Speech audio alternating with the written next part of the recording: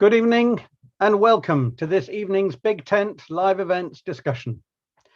My name is Wes Williams and I'm the director of Torch, the Oxford Research Centre for the Humanities, jointly presenting this evening's event with St Peter's College. Big Tent Live Events is Torch's live online event series and forms a key part of the Humanities Cultural Programme, itself one of the founding stones for the future Stephen A. Schwarzman Centre for the Humanities that's coming soon here in Oxford. As regular viewers will know, the HCP has curated a series of cultural debates, discussions and performances online since the very first lockdown. We hope that you are all keeping as safe and well as you can be during these difficult times. This evening's session is, as I say, jointly presented by the HCP and St Peter's College, Oxford. And so I'm pleased to welcome first to our screen, the Master of St Peter's, Professor Judith Buchanan. In her academic life, Professor Buchanan is also an early modernist, as am I, in fact, although I'm in French, Judith is more in English, specifically a Shakespearean and a scholar of silent film. She works frequently and productively with a range of creative partners across arts and heritage sectors, both nationally and internationally. Judith will be the interlocutor with our guest speaker in this evening's discussion. Welcome, Judith. And welcome to our guest speaker this evening, Ken Loach.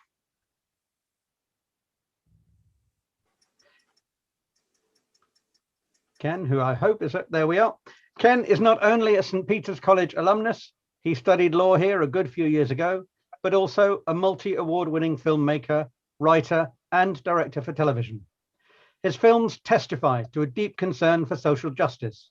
His pioneering work extends all the way from Kes and Kathy Come Home in the late 60s through to Sorry We Missed You, released just over a year ago, a trenchant critique of the so-called gig economy and its effects on the precarious lives of people across Britain. Tonight, Ken will be discussing his approach to filmmaking with Judith, and together they will focus on two of the films in particular, The Wind That Shakes the Barley from 2006 and I, Daniel Blake, 2016. I will now disappear from the screen, sit back, watch and listen before joining you again for questions towards the end of the hour. Please do post any questions you might have in the chat on YouTube as the discussion progresses. For now then, without further delay, over to you, Judith. Thank you, Wes. Before we kick off, perhaps I can start with a word from St Peter's College. It's the college of which I'm deeply proud to be master. In fact, it's your old college as well, Ken. We set up this as advertised to be a conversation about 2 or 3 of Ken Loach's films. It was a fairly modest but a detailed conversation that we had envisaged, a conversation that might well, we thought, appeal to those with an interest in filmmaking and Ken Loach's significant and distinctive filmmaking in particular. It was intended as a follow-up conversation to several others that Ken has had with Oxford students and St Peter's students over the years, all of which have been extremely well received by students. So in issuing the invitation, therefore, we had not foreseen controversy. We have got it, and I understand why.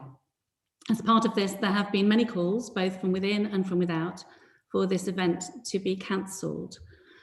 Neither St Peter's College nor Torch nor the university believes that no platforming is the way to pursue goals of a free and open academic community. We oppose the delimitation of intellectual or cultural engagement within the law. A university's role in this respect could be a discussion for another day, but it is not the advertised discussion of today. And we are committed absolutely to allowing for questions, but having the discussion that has been advertised first. And I would say, by way of quick aside, in ways that will, I fear, be mysterious to some but intelligible to others, that we have begun an important conversation within St Peter's across this last weekend, and we are committed to taking many of those important questions forward and for learning lots from them institutionally as we do so. As always, in my engagements with students, I know I will. So as we launch into the discussion that we have advertised, been advertised as having, let me add now my own word of welcome to those of you watching on YouTube And Ken, thank you for being with us.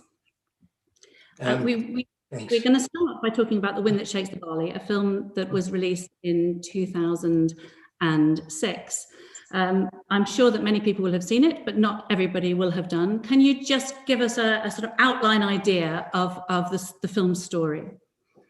Yes, Judith, thanks so much. It's always a huge pleasure to be at St. Peter's, even though it's a virtual presence today. And thank you for your invitation, and thank you for your strength and determination that this friendly chat should continue.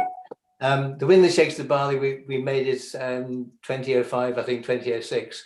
And it's a film that Paul Laverty, the writer, and I had wanted to make for some time. It's about the story of the War of Independence that Ireland fought in 2019, 2020, and then the subsequent Civil War. The War of Independence is, to us, was the end of a long colonial struggle. And that interpretation of history caused some discussion. The opening scene that we're going to see is the raid by British forces to an Irish family, an Irish farm, homestead.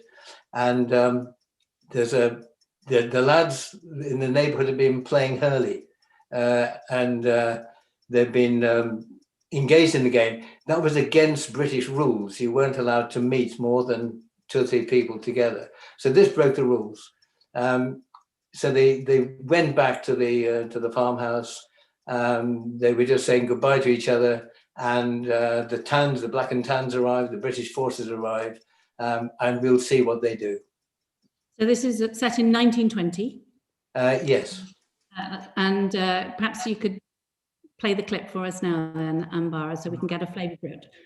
The frame rate might be a bit jumpy. Oh, Sinead. Damien, when are you off? The weekend. I wish you all the best. Thanks very much. Mind yourself now. I will. Bryce? God will protect you, son. I know he will. Thanks, Peggy.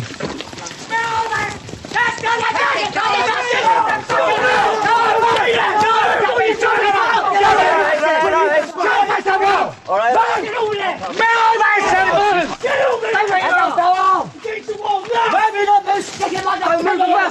Don't look at me! Right. How many times have you bastards, you Mick bastards been told, eh? Defence of the railway. Do you understand? All public meetings are banned. And that includes your coxy little games. Do you understand? Check the details. I want names. I want addresses. I want occupation. Name? Conor Sullivan. Louder! Conor Sullivan. Ballingeary. Ironmonger. Name? Chris Riley. Louder! Chris Riley. Don't look at me, boy. Reeves Estate. By the crossroads. Farm labourer. More like a prick. Don't grin at me, you bastard. Name? Lieutenant! Name? Micheál O'Sullivan. What's that shite? He doesn't want riddles. He wants your name in English. Tell him, shut the fuck up. Tell him. It's Quaker man, Micheál O'Sullivan, force it. Bit of a comic, me boy. Can you see me laughing? Well, laugh at this. The lot of you, strip off. No, shut up, you bitch. Move. Shut the fuck up. Move. He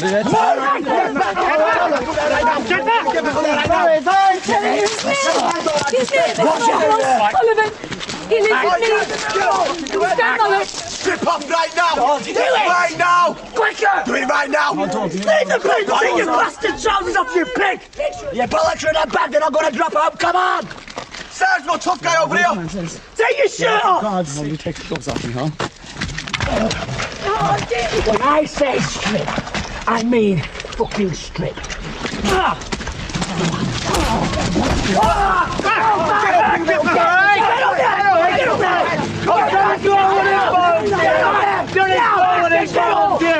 Get up there! So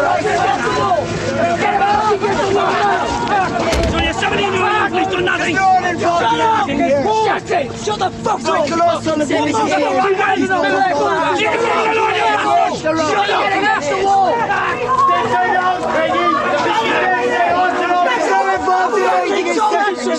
17 years of age, Michael.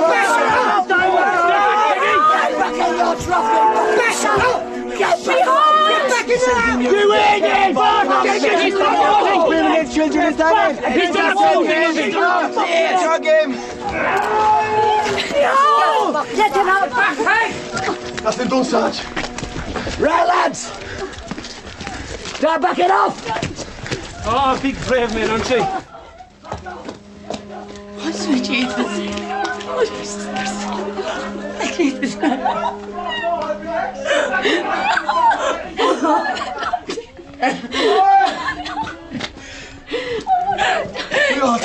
Take him down, take him. Behind! Behind!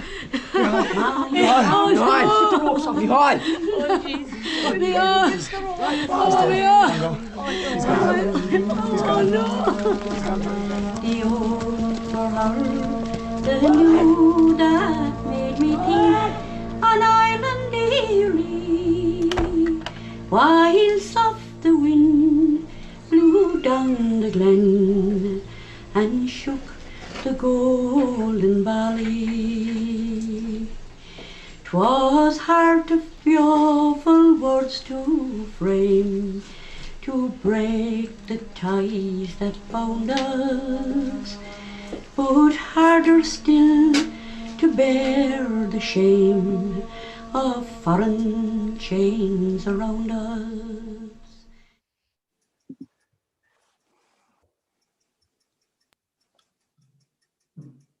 Ken will be back with us in a moment. Ken, it's a traumatic piece. It's brutal, it's edgy, it's energetic, it's unnerving. And the rhythms matter. And the rhythms for you often matter within a scene, and they also matter across a scene. But that there's also something about the ensemble feel there, which is quite remarkable. And there's Cillian Murphy in the middle of it. How do you allow your actors to find that space together without the fact of the camera somehow inhibiting that kind of level of sense of the urgency of them being in the moment? Well, it's in the preparation, it's in the casting. The soldiers, for example, were ex-soldiers from Britain. Tom Charnock, the sergeant, sadly died just recently. But they're all ex-soldiers.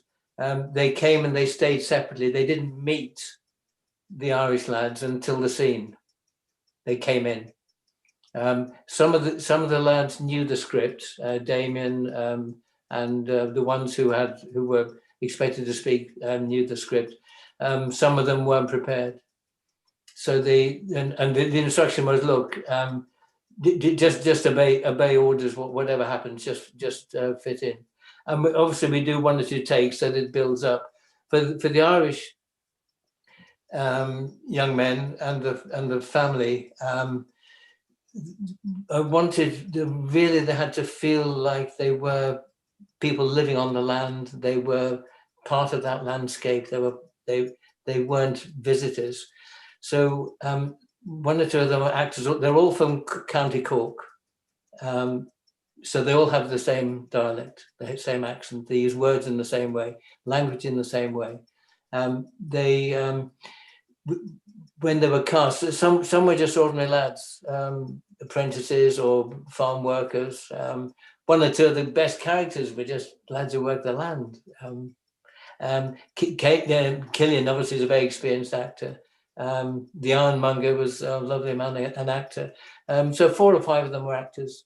The mother, the older woman, is an ordinary woman, but an amazing presence, a wonderful woman. And the younger woman is the very young woman is an actress. The middle-aged woman was a teacher.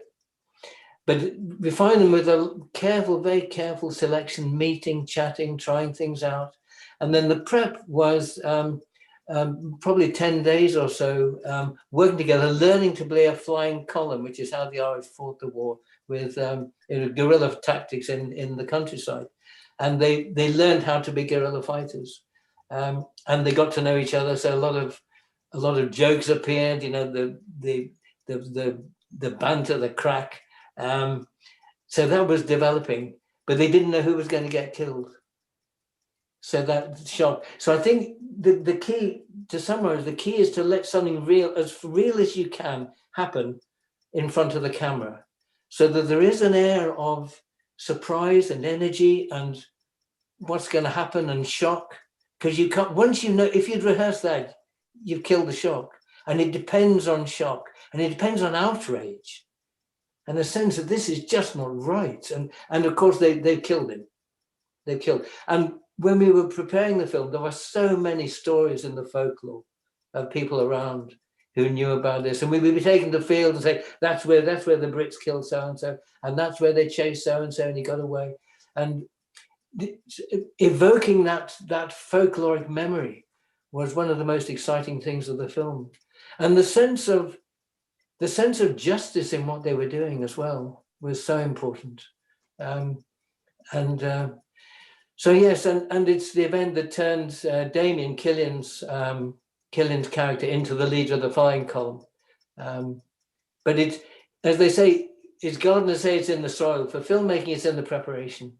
The sequence of shoots was very quick, 2 or 3 hours. You know, we'd done it. But it's in the present. It's in the preparation and the expectation. Your process with actors is very particular in that, because you are not giving them a full script. You're not telling them necessarily what's going to happen in the scene when the cameras are rolling. So in order to be able to catch something that feels unlearnt, unscripted, unprepared, it hasn't been over intellectualized ahead of time or tried out this way, tried out that way, you are actually looking for something that is raw and real and unschooled. And that repeatedly we see you getting that, but it's a process that it requires a certain kind of actor trust, doesn't it? That in order for them to feel comfortable being put into a situation with cameras rolling without quite knowing what might ensue within the scene. Yes, not every scene is like that, of course. I mean, you know, some scenes are quite long dialogue scenes, and then obviously people know that they have that. So if you know, however long before that they need it, so that they're comfortable with that. But we still try and break it up a bit or throw something in a bit different to the dialogue. But it's and also the kind of rehearsing we do is a mixture of well, it's mainly improvisation, the rehearsing, so that they're very comfortable with doing it and having things thrown at them, so that it's if you began that on day one of the shooting, it wouldn't work. There's got to be that facility there. And for the soldiers, you know, the sergeant had the outline, but the others, we said, look, you've been in the army, you've been in these situations. Some of them had served in the north of Ireland even. So it was, again, it was like their own history. And that was the reference I always used, you know. So what did you ever do anything like this? How did it work? Because we talked about that in advance. And in managing the moment, in order to be able to make good on the raw that you have set up as possible, you don't say action and you don't say cut. You're not wanting to frame that moment as somehow separate from something else. Tell us about that. Yes, no, they're killer words, really. I mean, the moment you say action, everyone, you know, jumps, and it's not creative. No, you talk about, you get people prepared, you give them a little clue. Just a little word, or maybe you don't need to say anything. Often silence is the best form of direction, and just say, okay, off we go, or turn over to the camera, just signal to them quietly in the sound, and then say, okay, Tom, in this case the sergeant, and then he's got the initiative to start the scene. Names are so important, aren't they? We've just seen a 17-year-old in this scene be killed for refusing to say his name in English. And that, so you've got the men with their arms in the air being shouted at to say their names. And then later that kind of band of brothers and community get caught on different sides. and they end up in firefights against each other. And even within the firefight, because they have such shared history together, they are calling each other's names in order to appeal to them to stop shooting or whatever. The kind of intimacy of the use of names presses quite hard on this film, I think. Yes, yes, I hadn't thought of it like that, but no, I think you're right. I think that comes instinctively from the people playing it. I mean, it's important to say that Paul's script is very precise, and the trick, if it's a trick, or the problem really, is to marry what is a very precise script and something Paul works on very, very closely. And we work together on the project, but Paul does the writing, and 95% of what is seen are Paul's words. And the issue for the director is to bring those words to life and allow the whole presence to breathe, and for the people in the film to feel they have done it. It's theirs, they own it, and they can do what they like. But actually, it's like, I often say, it's like digging a trench for a street for water to run down a hill. The water doesn't know it's being guided, but it is. And if it works, it's like that you set the scene up in such a way that will happen, and Paul's words will just emerge. And obviously in the scene we've just seen, I mean, the soldiers are throwing the stuff in to respond, but that's fine. But in most of it, and even there, the sergeant's words are mainly Paul's words. And Michael O'Sullivan, Michael, Damien, Cillian Murphy, and the others, they're Paul's words, even in the midst of that mayhem. But the presence of an army of occupation there, has many.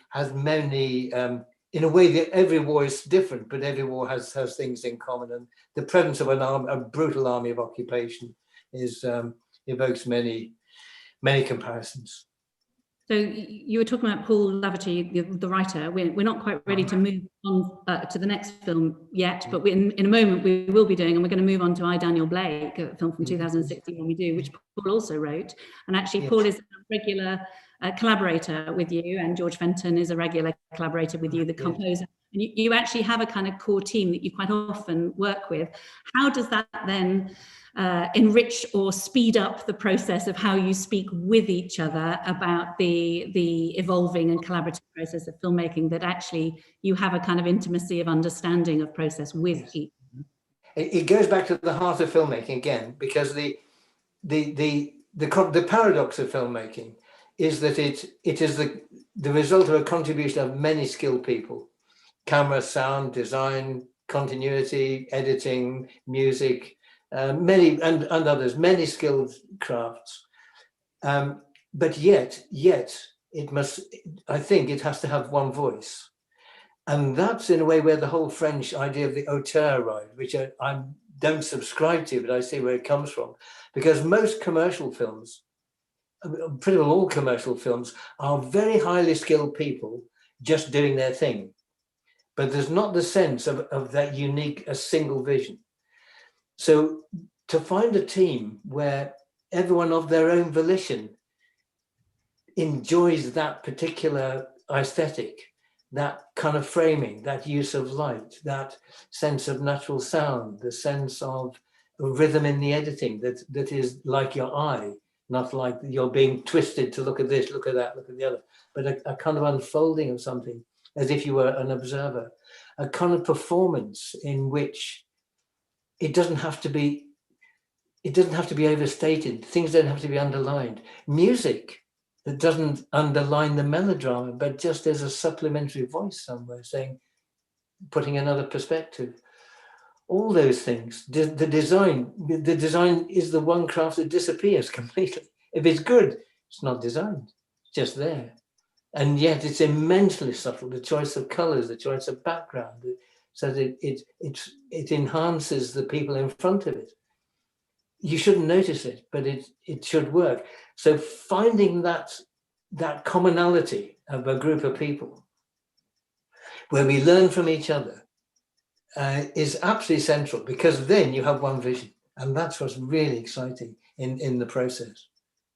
Something That kind of reminds me of your cinematography as well, in that there's something kind of very self-effacing about it. That is, it's doing all sorts of interesting things, but it is quite keen not to draw attention to itself in order to let the story tell its own pith without a sense of the process of its creation getting in the way of that. How do you tread that careful balance between actually it being quite beautifully and carefully composed, and yet not overdrawing attention to itself as the mechanism of the telling in the process? It's down to several things. First of all, the guiding principle is that the camera is an observer. The camera is another person in the corner of the room, the corner of the field, from a distance, wherever it is, wherever it's appropriate, it's another person. And so the choice of position depends on a number of things. It depends on where's the light, that's the first question. So you don't want to shoot with the light behind you, because that flattens people's faces, and it also is not very sympathetic. And you want the audience to engage with the characters, so you have to light them in a way that draws you towards them. It's about recognizing common humanity, is the idea beneath it. It's the idea of solidarity with the characters in a way. So it's a camera position. It's the light, so that they're lit naturally, but the camera position finds that right angle where the natural light is coming one way, and you find the position in relation to the people that lights them in that humane, empathetic way. Then it's the lenses, very important. The lenses reflect the range of the human eye. So, but before I leave the position, something else to say is that sometimes you see films and the camera's on the floor. Well, why is the camera on the floor? No one's going to be lying on the floor looking at this. Why look from the floor or up from the ceiling? Why is the camera on the ceiling? But who's on the ceiling looking down? There's an internal logic to it that people, I hope, aren't aware of, but there is a sense of humanity in the way we're looking at it. And then the lenses correspond to the range of the human eye, so that if you're in a room, you can see a certain width, so that's the widest you'll use. And if you look hard, you can actually see, you concentrate on someone's face or whatever. And that's the lens we use. But you're never that close to people that you're in their space, because that just seems disrespectful. And again, not something you would do. But also so it's to do with those things. So you're actually keen not to dehumanize the perspective, so that the point of view shot is feasibly a human one. Yes, absolutely. And it's reflected in the editing, where you cut when your eye would move. And you don't know who's going to, say you're in a room, you don't know who's going to speak next. So you've got to have a sound cue, something, or a look, or something that prompts you to look at that person. So the scene we've just... Again, it's like the human eye. The scene we've just seen is a fairly fast and frenetic edit. And yet we're not really thinking about that as obviously the more edited it is in some ways, the more obvious its construction is. And yet one is so taken up by the urgency and the drama of the action, as one should be in such a film, that one is not really clocking the editing. But in relation to that the freneticism and the awful energy of that scene, there are a lot of ensemble scenes which have a kind of urgency on them in terms of action, but also in terms of what the editing is feeling like. But there are also some really key two-hander scenes, a one-on-one scene where it's a quiet and an important conversation between two people. So I'm thinking of the Damien Sinead quiet moment when they're on a short walk, and he says, "I can't feel anything anymore," or something of that sort, which is this sense of kind of nerve endings being deadened by the struggle that he as an individual finds himself reluctantly, but with conviction, caught up in, or the intensity of the intimacy of the two brothers outside the church when he says to Damien, "I can't do it without you," or the very final moment of those two brothers' encounter just before, spoiler alert, Damien is killed, in which there is so much history and sense of what might have been, the romance, the future, the children, the grandchildren that might have happened for one, the professional aspirations of being a doctor, all of which has had to be sacrificed, and that kind of the loss of the individual aspiration has gone. But how you shoot those scenes is extraordinarily poignant and very different from how you shoot those energetic ensembles scenes, and it plays to what you're just saying about trying to humanize it, but also trying not to get in the way. Yes, yes. I mean, the writing is beautiful in that. I mean, he's a wonderful writer, Paul, and it's been my great good fortune to work with him for nearly 30 years now. And we're like Morecambe and Wise, really, you know, because of double acts. But no, I mean, we shoot very simply. I mean, we shoot really quickly. I mean, the whole film, I think, was 6.5 weeks, you know, which in film terms is pretty quick. But as you say, that the key thing is what's happening between the people. So that and we don't do it over and over again. You know, I never tell people how to say things. It's how it's them in that scene. It isn't them playing someone else. It's them. Of course, when the older brother says to Damien, "You'll be executed at dawn," that's the first time Damien hears it. That's the first time Cillian heard it. First time he hears it. I didn't give him that better scene, because he thought he'd come. The intention was he's just come to ask him to ask him to tell the people to lay down their arms. It's in the Civil War. I mean, there are two brothers. So it's in the Civil War. One is fighting on the treaty side. The one is fighting on the Republican, what they call the Republican side, and the pro-treaty side won, and the Were brothers did tear families apart. But finding that moment, but it meant for the older brother, he had to carry that. I said to him, he doesn't know what you're going to say, so he had to carry that burden with him, playing the scene, knowing that he got to say it. And that, in a way, is part of the weight. I don't have to say anything to him about that, because that's the weight he's carrying.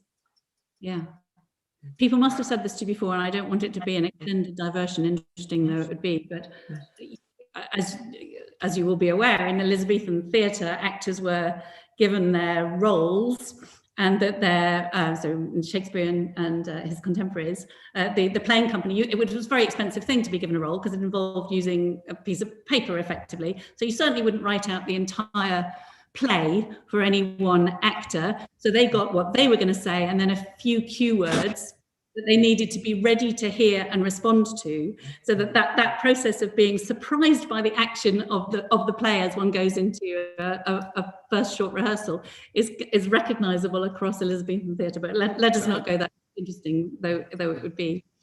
Place matters a lot in this film, and that there's the farmhouse that we start at, that we've just seen, where the raid happens, or the brutality happens, and it's part of the process for Damien, the central character, of thinking how he's going to respond to this kind of challenge on his community. And at first he thinks he's going to leave it, and that eventually he decides he's going to not leave it and participate in a collective struggle.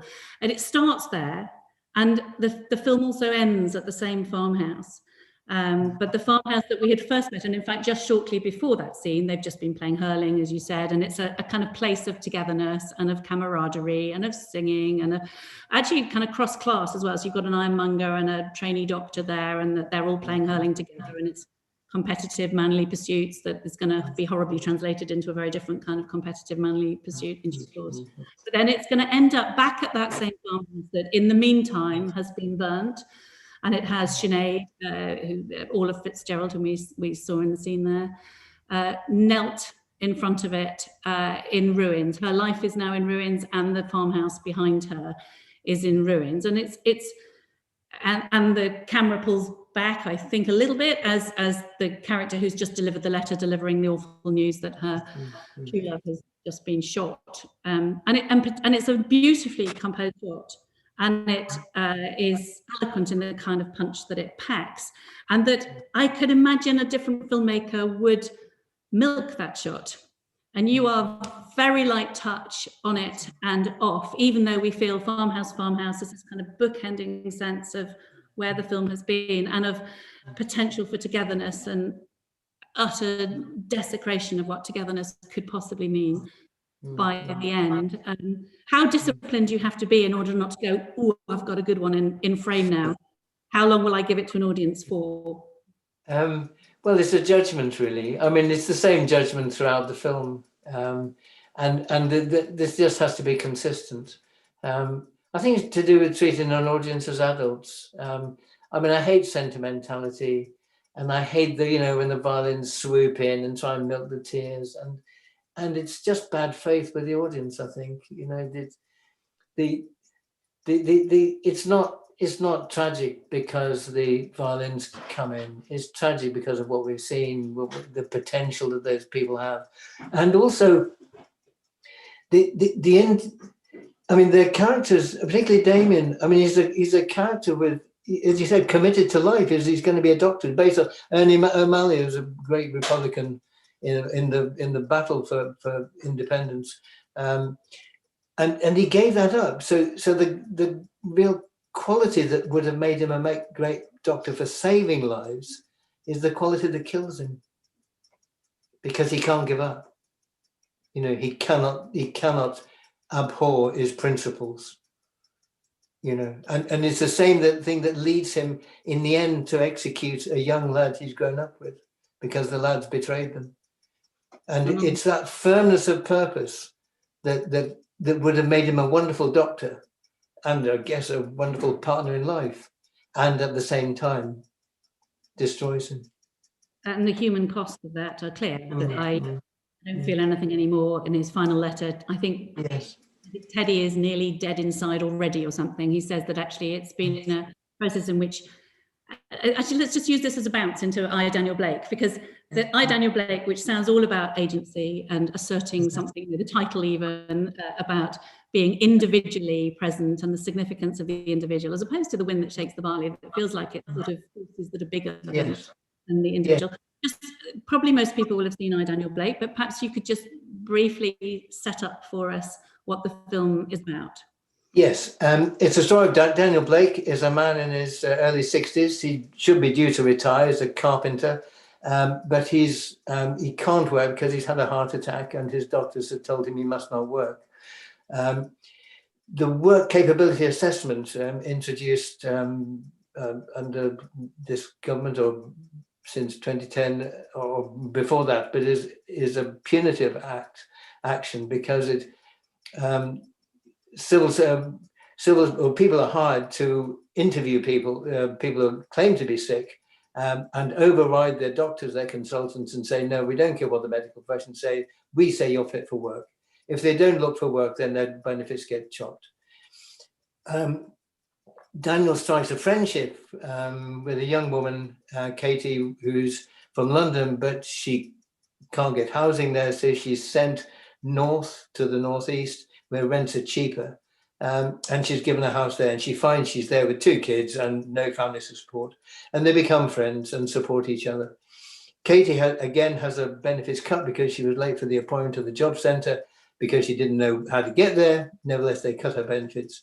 To get food, she goes to a food bank. She's been starving. She's been eating minimal stuff so the kids get food. And in the end, in desperation, she goes to a food bank. And Daniel takes her there because she won't know where it is. He takes her there, and she goes to get a bag of food. She hasn't eaten probably for half a week. That's important to know. I mean, we know that in the film, but you won't know just from the clip. And we pick it up, I think, where they're just going into the food bank.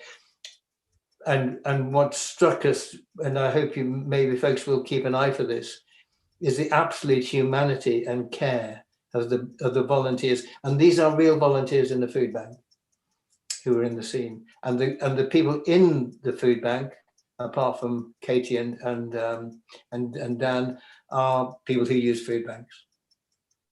Okay, let's watch the scene. Thank you.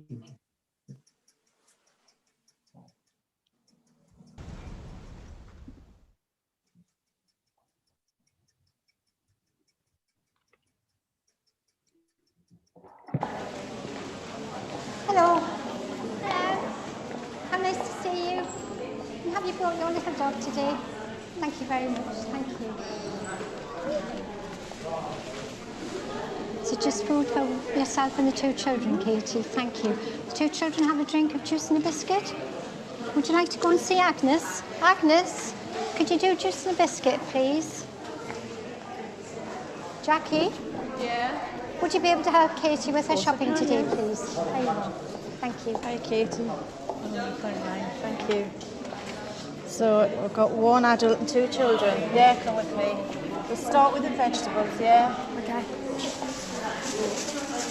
Right. I'll give you one side and we'll share it, yes? A couple of onions. Is there anything we could do for you, hon? No, I'm fine, thanks. Are you sure? No, I'm fine. Right, all right. Fish, yeah. You just moved up here, your accent's not from here, you're not a Georgia girl. Yeah, I've been up for a little while, I've just come up from London. Right, nice accent. Can you understand the Georgians? Almost. Right, over here. I think we need another bag, never got one. No. Where's something? Would you like to see something? Well, I'll just keep going in with stuff and then you tell me what you don't need, yeah? Have you got any sanitary? I don't have sanitary towels, no. All right, not to worry. Don't really donate them much like that. It's a shame. You should. Right, Rice. If you open your bag, Rice.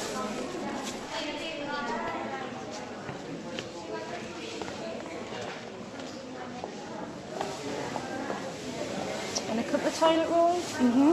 Yeah. We'll go to the food. It's falling out of my bag. A couple of tins. Right. Tins in yours. I'll put them in there. Another tin. Anything else you want? There you go. Okay, thank you. There's pasta sauce over here. I'll get you some pasta sauce. The pasta sauce. And there's a pasta here as well. I'll get you pasta.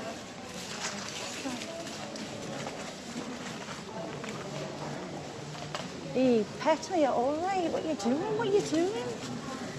Come and sit down. It's all right. It's all right. It's all right. Come and sit down. Come and sit down. It's all right. It's all right. You're okay. It's all right. It's all right. It's all right. It's all right. Do you want a drink? Do you want a drink? I'm really sorry. What's the matter?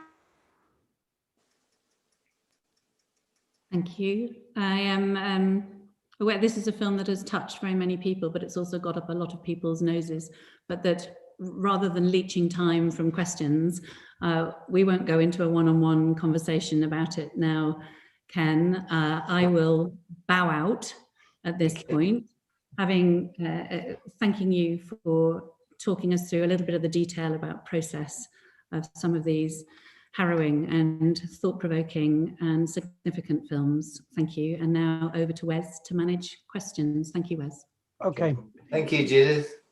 Judith, you don't need to bow out altogether. But you're welcome to sort of, as it were, take a back seat for now. I've got a whole bunch of interesting questions that have come through. And in fact, I'll take the last one first because it relates directly to I, Daniel Blake. And it's a comment from Kempton Rees, who's an alum of St. Peter's, said, "Good evening, Ken. Thank you so much for your time." He says, "I confess to going to see I, Daniel Blake with some trepidation. I'm a part-time tribunal judge who hears ESA and PIP appeals. My fear was that when it came to the appeal hearing, the hero would be faced with a row of pompous, uncaring, bow-tied idiots, whereas that is not my experience at all." Then there's a bracket. For those who don't know, disability appeals are decided by a panel of 2 or 3, including the judge. So here's the question, Ken. It was such a relief to find out that the majority of characters who represented the state in this film showed real humanity. I loved the film and the opening passage in particular. My question is, what research did you do? No doubt extensive. Did you attend a tribunal? And if so, what was your experience? We did a lot of research. Mainly Paul Laverty did most of this legwork, but I went with him quite a lot. We met, we were in the job centres really. So everybody worked, we talked to a lot of people that had worked in job centres and still did work in job centres mainly we found them through the union, the PCS. And we listened to their stories, and we listened obviously to people who had been to using job centres, and they told us everything. We weren't actually the character wouldn't have gone to a tribunal in that storyline. I mean, he just got the information he was sanctioned or not.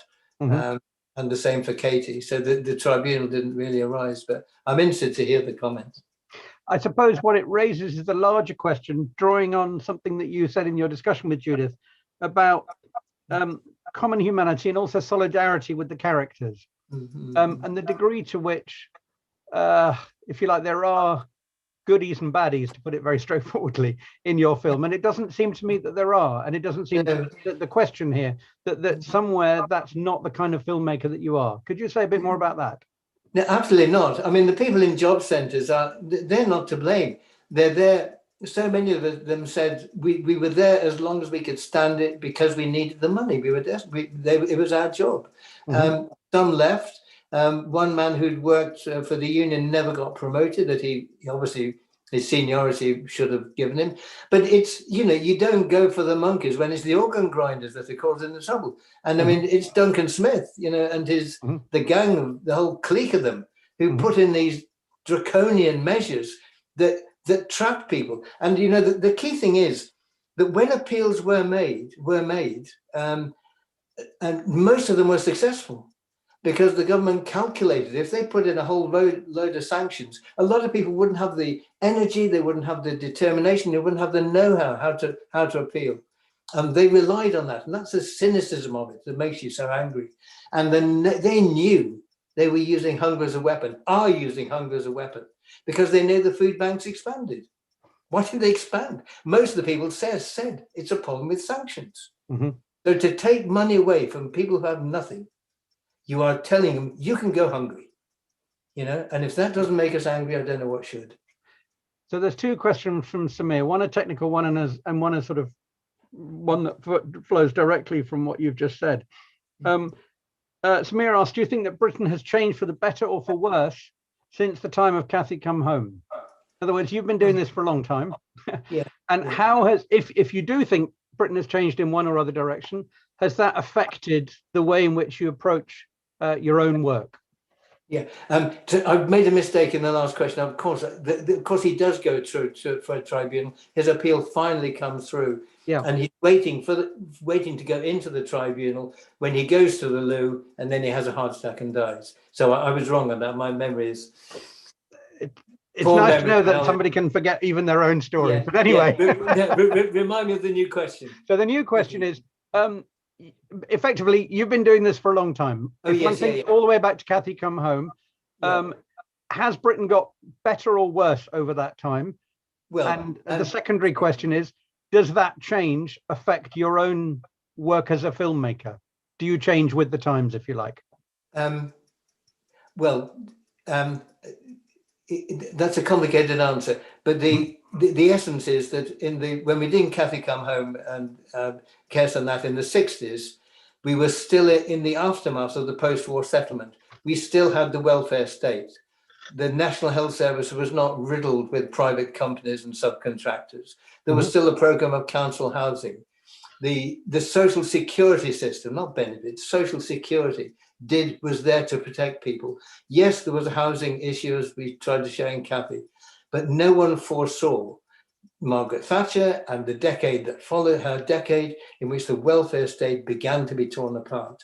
And of course, that tearing apart continued under Tony Blair and has continued in spades ever since.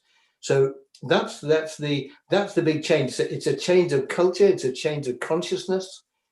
I mean, in the 60s and before, you know, when I was growing up, the war had been won. There was a sense of collective consciousness of how we supported each other. That consciousness disappeared, prompted by the economic changes of the 80s.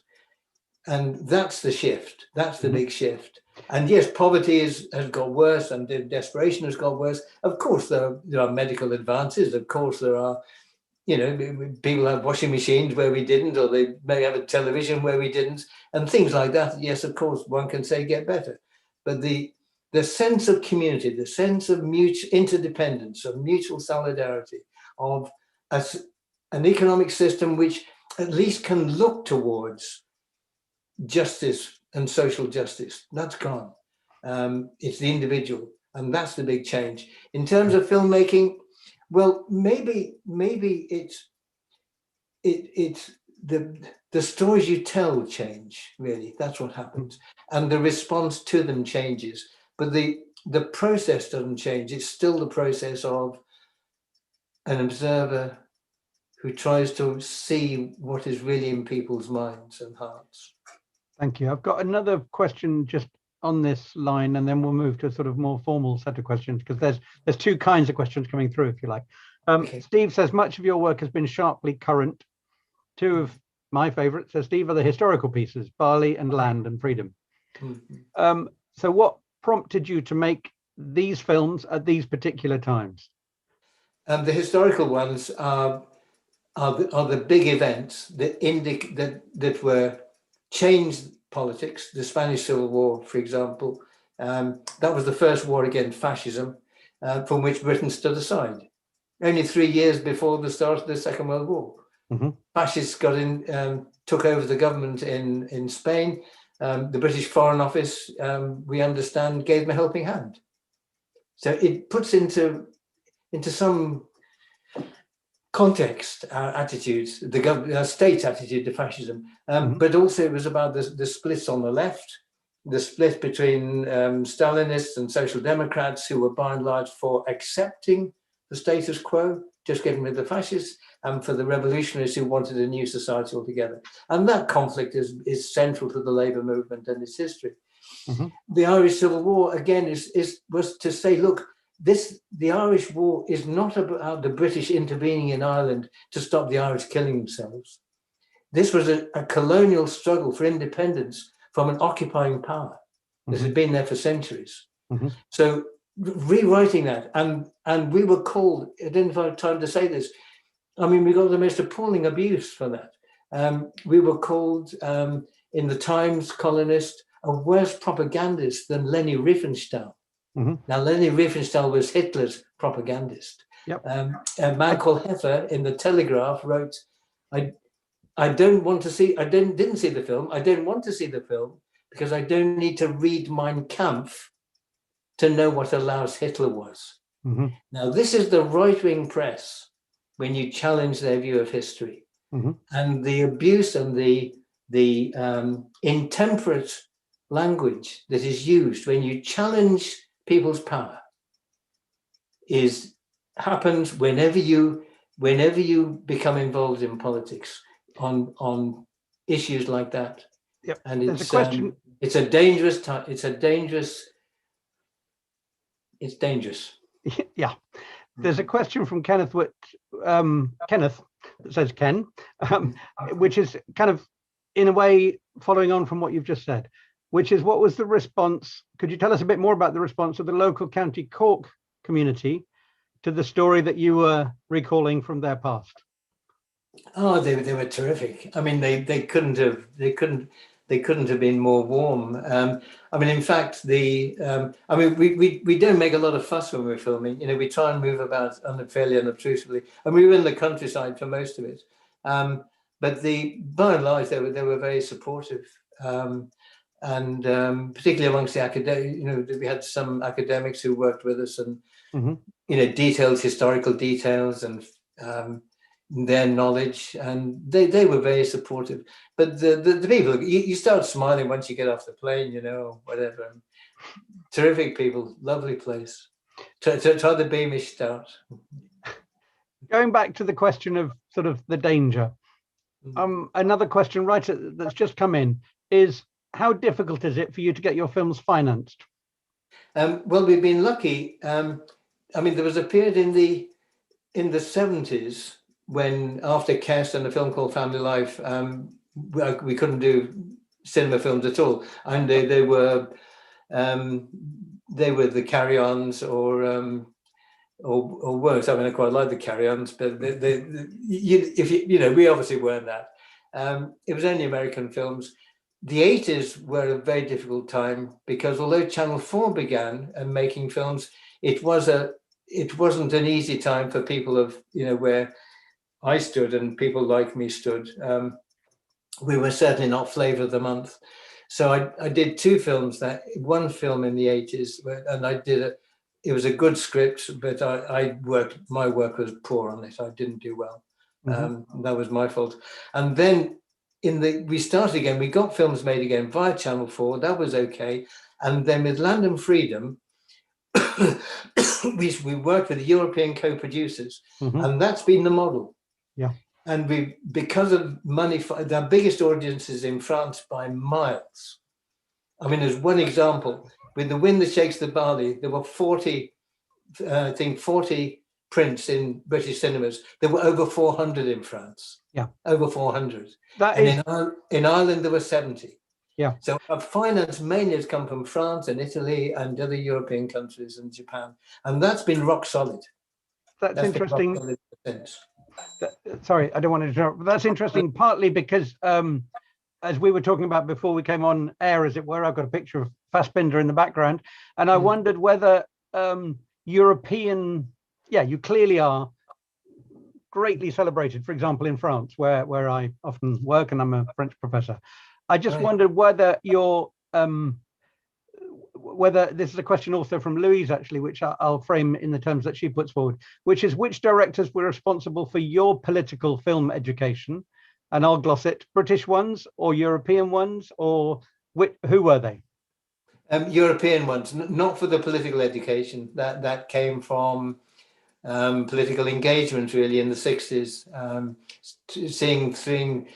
seeing through the Labour government of Harold Wilson, when I delivered pamphlets for him, and then 2 years later you saw that he didn't mean any change at all. And then there were political movements there, and that was when I really learned and met people who were actively engaged in politics, and you learn and you live in the world and you see how it operates. The film influences were stylistic, and also saying that working class life is a fit subject for films. That last one was the Italian neo-realists of the 50s, the post-war period. De Sica, particularly, the obvious one is Bicycle Thieves. That was a great favorite. But their importance to us was saying, this is a fit subject for the cinema. Yeah. This is okay. You can do this. It doesn't have to be about posh people in smart apartments. Yeah. The stylistic ones were the Czech filmmakers, Miloš Forman, Jiří Menzel of the Velvet Revolution, again in the 60s. And if you want to watch a couple of wonderful films, A Blonde in Love by Miloš Forman and Closely Observed Trains by Jiří Menzel, lovely films, make you smile, touch you, are very human, and beautiful. Come and study them all here at Oxford University in the European Film course. But I suppose if we could turn, now we are effectively now turning to form and to just 2 or 3 questions towards the end. One is about music. You mentioned your kind of common musical composer who's worked with you sort of a good deal, George Fenton. And the sort of larger question is, how do you use music in your films? Because in the discussion you talked about disliking when the violins come in, but nonetheless there is, if you like, extra diegetic. There is music that complements the mood in your films. How do you make those decisions? Well, it's a series of knots. You must not use music to make up for the deficiencies of the film. The film has to, the action and what is said and the people should engage you without having to resort to music. If you've got to use music to make it more exciting, that's a failure. So, I mean, our attitude to music, and that's developed over the years really, is just to give you another perspective. I mean, for example, you might be doing a scene that is really a microcosm of something. This has happened once or twice with George. And the scene is a microcosm, that relates to a huge issue across society, across the country, across the world, or other countries, or whatever. And music can say, look, this is something very precise and in this man's eyes, or this little group, but actually there's a wider significance, and it can be the equivalent of a much wider shot.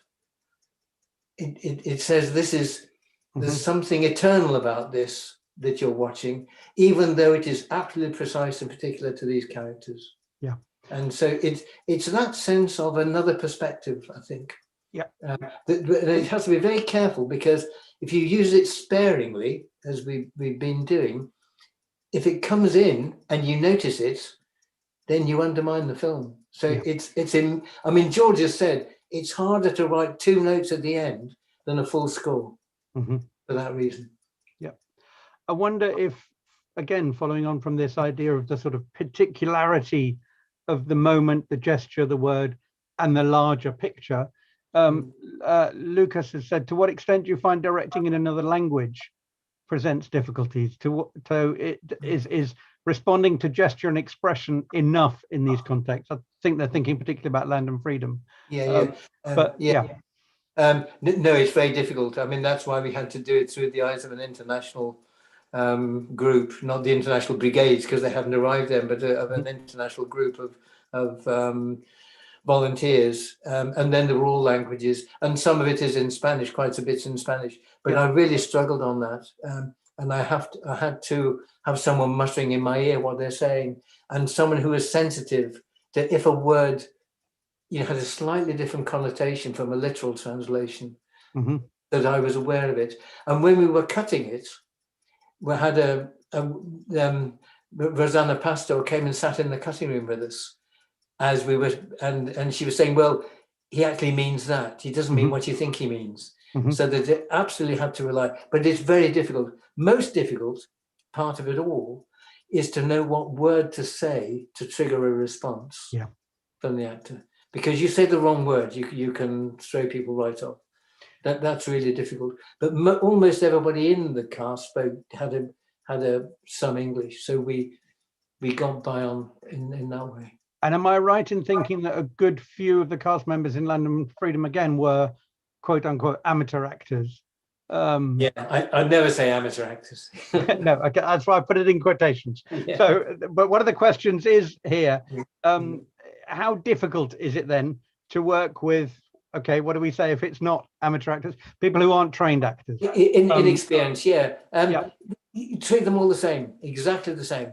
The actors with big experience, and I've worked some with a lot of experience, like Peter Mullen and Killian, obviously, Robert Carlyle, Ricky Tomlinson, and there's lots of experience, but actually treat everyone the same.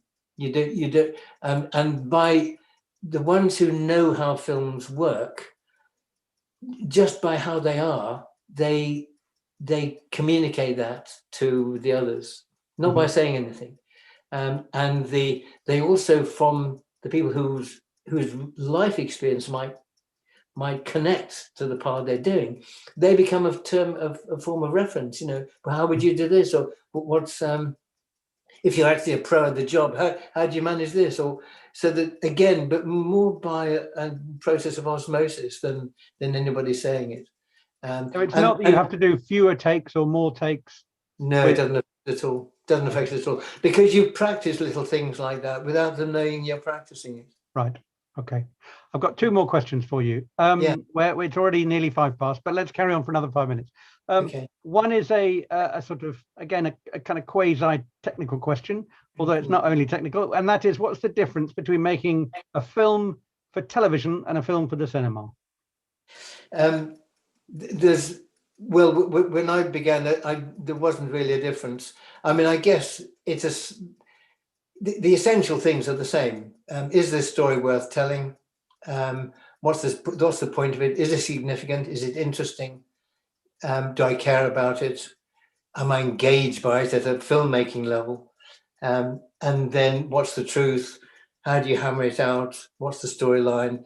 And then on the day, have we got everything ready? where's the light? How can we get it if it's raining? You know, the same things. You might shoot a television film a bit closer because the screen's a bit smaller. You know, you might do that rather than a waist shot. Yep. Apart from that, I wouldn't want to make any, but also haven't done a television fiction film I haven't done a television fiction film for many years. I mean, over 40 years. So I'm not the person to ask. I mean, that was before the Zapper came in. Yeah, well, I guess that would be another question. Okay, what's the future of all this? Mercifully, I've missed that. You mentioned Morecambe and Wise when you were talking about your relationship with your writer. I think we can agree that you're not really Morecambe and Wise, not least that your films are not exactly a barrel of laughs. But one question, the last one perhaps, is that it's from Lucy. Despite examining difficult, often bleak political subjects, your films always seem to me to be quietly hopeful, to find the beauty. Is this something you agree with? And if so, how do you go about this? Well, thanks, Lucy. I mean, I'm glad you see it too. Absolutely, we see it. I mean, it's the beauty of simple things, isn't it? It's the beauty in an old face as well as a young one. He says, thinking of his own. It's the beauty of little casual things, of the way of simple things, and many, again, it's down to light and framing and how you select them. But it's in hope. It's in people's resilience. The fact people will always fight back. That's the hope.